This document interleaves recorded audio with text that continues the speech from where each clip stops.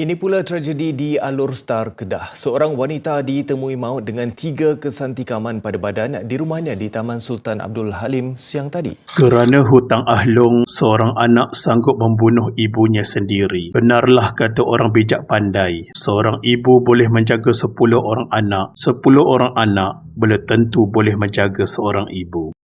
Assalamualaikum, terima kasih dan kami hargai atas komen-komen korang untuk video lepas. Mayat Zaharullah Basir 52 tahun ditemui tidak sedarkan diri dan berlumuran darah oleh salah seorang anaknya. Tragedi yang berlaku di sebuah rumah di Taman Sultan Abdul Halim, Jalan Tanjung Bendahara, Alor Star pada 2 Februari 2026 menggemparkan apabila seorang wanita berusia 52 tahun ditemukan meninggal dunia dengan kesan tikaman pada tubuhnya. Mangsa Zaharullah Basir merupakan seorang eksekutif operasi di sebuah bank dan tinggal di rumah berkenaan bersama 3 anaknya. Apa yang mengejutkan, kes pembunuhan ini akhirnya membawa kepada penahanan anak sulung mangsa sendiri dikenali sebagai Amirul Syafiq Syamsul. Lelaki berusia 29 tahun itu ditahan polis kurang 24 jam ketika menaiki sebuah bas persiaran menuju ke Selangor. Segalanya bermula pada awal pagi 2 Februari 2026 apabila salah seorang anak mangsa menemukan ibunya dalam keadaan tidak sedarkan diri dan berlumuran darah. Pusat Kawalan Daerah Ibu Pejabat Polis Daerah Kota Star menerima panggilan pada jam 8.45 pagi berhubung kejadian berkenaan. Amatlah mengerikan. Pemeriksaan awal mendapati mangsa mengalami 3 kesan tikaman termasuk pada bahagian dada selain kecederaan pada pergelangan tangan, kepala, muka dan tapak tangan kiri. Keadaan mangsa ketika ditemukan menunjukkan berlaku kekerasan yang serius sebelum dia disahkan meninggal dunia. Pada peringkat awal siasatan, polis belum menamakan secara terbuka suspek sebagai pelaku dan masih berusaha mendapatkan gambaran penuh mengenai apa yang berlaku di dalam rumah tersebut. Bagaimanapun, siasatan awal mula menjurus kepada anak mangsa yang berusia 29 tahun. Tidak menunggu lama, polis kemudian menggerakkan pasukan daripada Jabatan Siasatan Jenayah Ibu Pejabat Polis Daerah Kontijen Kedah bersama bahagian siasatan jenayah IPD Kota Star yang membawa kepada penahanan suspek pada malam hari yang sama. Lelaki yang disyaki terbabit pembunuhan ibunya di Alor Star akhirnya ditahan polis malam tadi ketika dalam perjalanan menuju ke Selangor. Suspek berusia 28 tahun ditahan dalam tempoh kurang 24 jam selepas kejadian ketika sedang menaiki bas persiaran di Lebuh Raya Utara Selatan.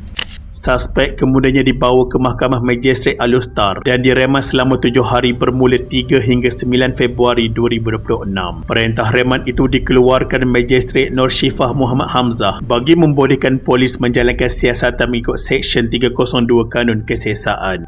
Seorang lelaki berusia 28 tahun direman selepas disyaki menikam ibunya sehingga maut di sebuah rumah di Jalan Tanjung Bendahara Alor Star, Kedah semalam.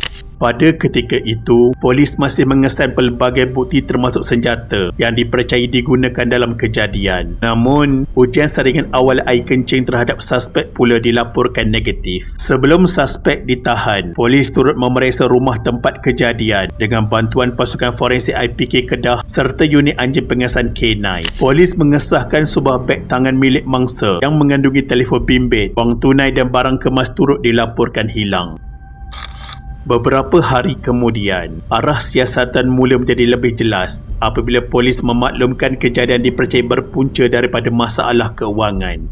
Polis giat mengesan senjata yang digunakan suspek untuk menikam ibunya dalam kejadian pembunuhan di Taman Sultan Abdul Halim, Jalan Tanjung Bendahara, Alor Star, Kedah kemarin.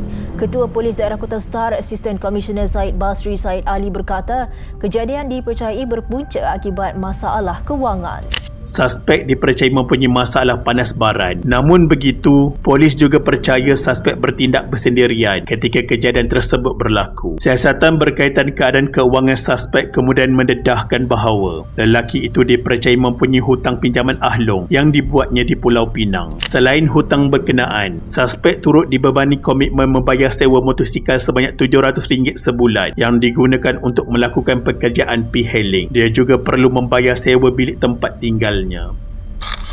Hasil bedah siasat pula mengesahkan wanita itu meninggal dunia akibat luka tikaman pada bahagian dada. Tikaman itu menyebabkan kecederaan pada paru-paru kiri dan jantung sehingga berlaku pendarahan dalaman yang teruk. Kecederaan tersebut boleh menyebabkan kematian dalam tempoh yang singkat. Doktor juga mengesahkan terdapat luka tikam dan luka hiris pada badan mangsa yang dipercayai disebabkan objek keras dan tajam seperti pisau dapur. Penemuan itu menjadi antara bahan penting dalam siasatan kerana polis pada ketika itu masih berusaha mengesai senjata yang dipercayai digunakan.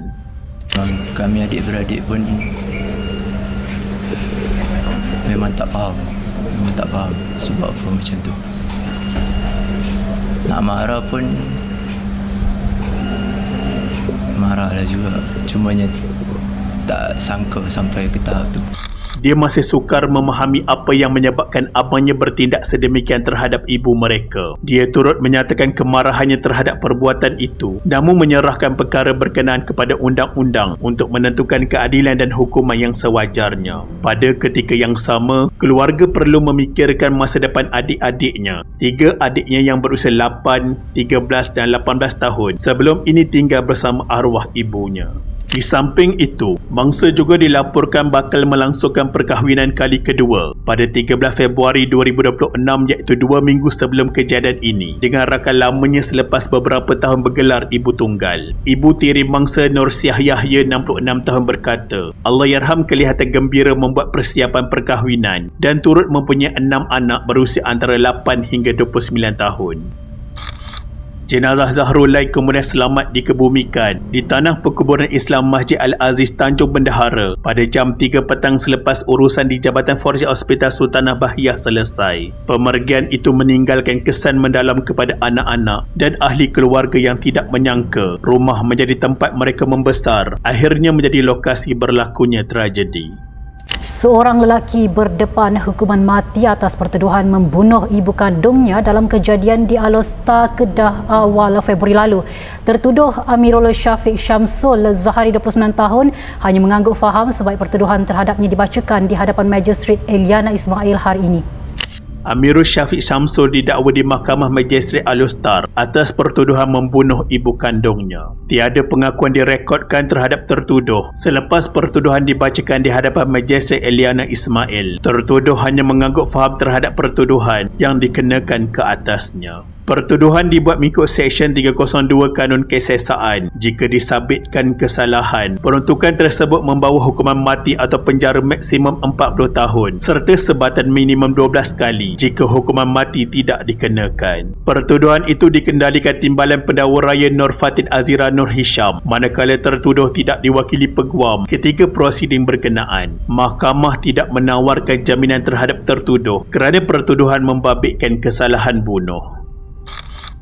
Wahai anak, betapa besarnya dosamu mengakhiri hidup ibumu sendiri. Tatkala ketika dia perih melahirkanmu, dia berharap tanganmu dapat memimpinnya berjalan dikala dia sudah tua. Namun pasti hatinya berduka kerana hidupnya diakhiri oleh tanganmu sendiri. Semoga Allah SWT mengampuni segala dosa Allahyarham Zahrulai Basir serta menempatkannya dalam kalangan orang-orang yang beriman. Al-Fatihah.